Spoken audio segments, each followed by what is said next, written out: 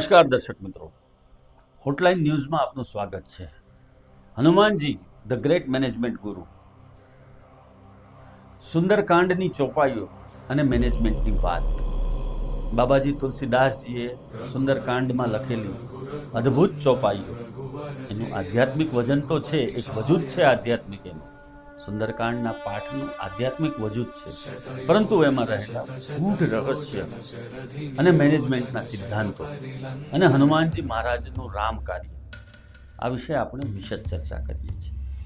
આવો આજે આપણે વધુ ચોપાઈઓ જોઈએ અને એના માધ્યમથી મેનેજમેન્ટની વાત સમજવાનો પ્રયત્ન. રહાન નગર બસન ધૃત તેલા, બાટી પૂછ કિન્હી કપી ખેલા, કૌતુક કહ આયે પુરબાસી, મારહી ચરણ કરહી બહુ હાસી, બાજહી ઢોલ દેહી સબ તારી, નગર ફેરી પુની પૂછ પ્રજારી, પાવક જરત દેખી હનુમંતા, ભયઉ પરમ લઘુ રૂપ તુરંતા, નિબુક ચડે કપી કન અટારી, ભય સંભિત નિશાચર નારી, હરિ પ્રેરિત તહી અવસર, ચલે મરુત ઉનચાસ, અટ્ટહાસ કરી ગરજા, કપી બડી લાગ આકાશ. એટલે કે હનુમાનજી મહારાજના પૂંછને જેવી આ લોકોએ દાહ પ્રગટાવ્યો, કાંડી ચાપી, મશાલથી એમની પૂંછને સળગાવી, એટલે હનુમાનજી મહારાજે તરત જ પોતાનું કદ નાનું કરી દીધું અને લંકાની અલગ અલગ મહેલની અટારીઓ હતી એમાં જઈ અને આગ લગાવવાનું શરૂ કરી દીધું. જે હનુમાનજી મહારાજ એક તબક્કે રાવણના દરબારમાં એટલું વિકરાળ સ્વરૂપ ધારણ કરીને બેઠા હતા કે એની પૂંછ આખા લંકા નગરની શેરીઓમાં પહોંચી હતી. એ જ હનુમાનજી મહારાજ, એ સુરસા નામની રાક્ષસી એમને દરિયામાં મળી કે હું તને ખાઈશ, ત્યારે 100 યોજન જેટલું પોતાનું શરીર વિસ્તાર્યું હતું. એવી જ રીતે અહીંયા પણ એમણે વિકરાળ શરીર ધારણ કર્યું. એમણે તરત નાનું રૂપ લઈ લીધું અને પછી લંકાની અટારીઓ ઉપર આગ લગાવવાનું શરૂ કર્યું. એ જ સમયે 49 પ્રકારના વાયુઓ ફૂંકાયા, એવું આમાં વર્ણન છે.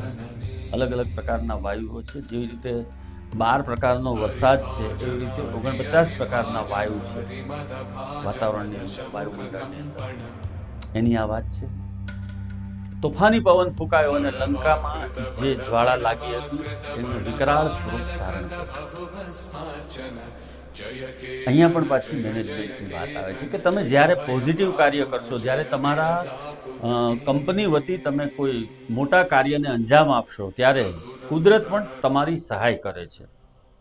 એકાએક 49 પ્રકારના વાયુઓ ફૂંકાવા એ શું છે?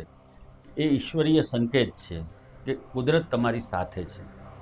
આ જ વસ્તુ અહીંયા સમજવાની છે કે જ્યારે તમે કંપનીના હિતમાં, કર્મચારીઓના હિતમાં ખૂબ મોટું કાર્ય કરશો, ત્યારે પરિસ્થિતિઓ પણ તમને અનુકૂળ થશે અને એ અનુકૂળ પરિસ્થિતિઓમાં તમારું કાર્ય સિદ્ધ થશે.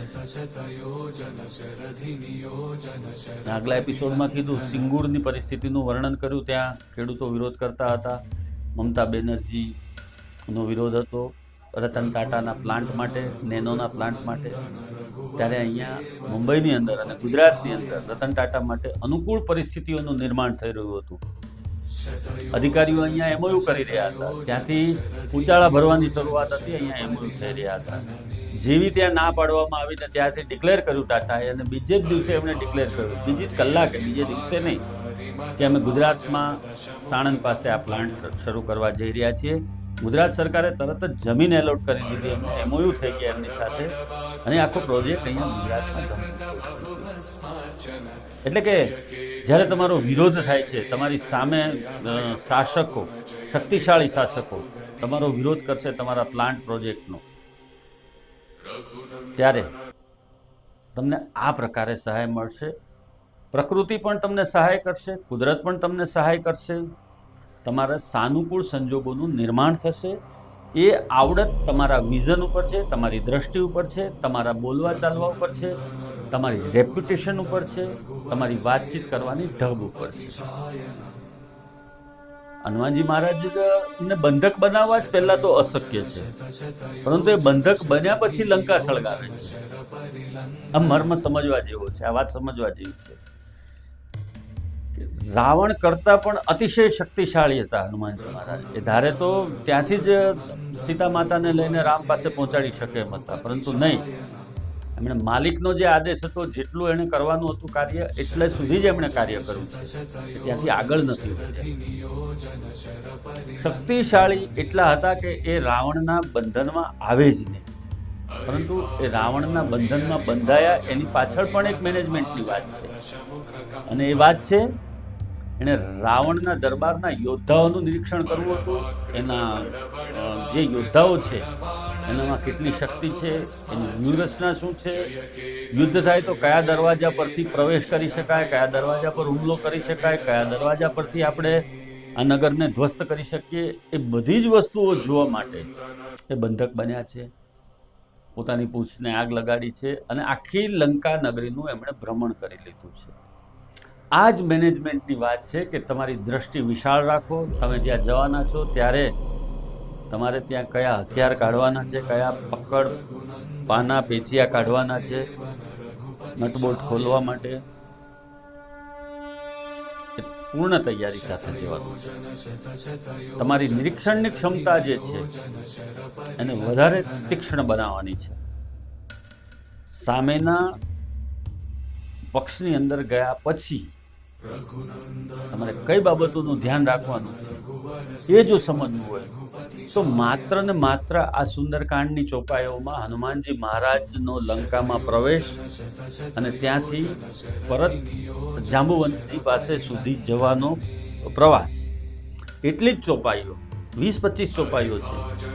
એનું જો ખાલી તમે મનન કરશો, અધ્યયન કરશો, તો પણ આપને ખ્યાલ આવશે કે પરિસ્થિતિ પ્રમાણે કઈ રીતે વર્તવું અને પરિસ્થિતિ પ્રમાણે રસ્તો કઈ રીતે લેવો, કઈ જગ્યાએ શક્તિ બતાવવી, કઈ જગ્યાએ બંધક બનવું અને કઈ જગ્યાએ તીક્ષ્ણ બુદ્ધિનો ઉપયોગ કરી અને છટકી જવું.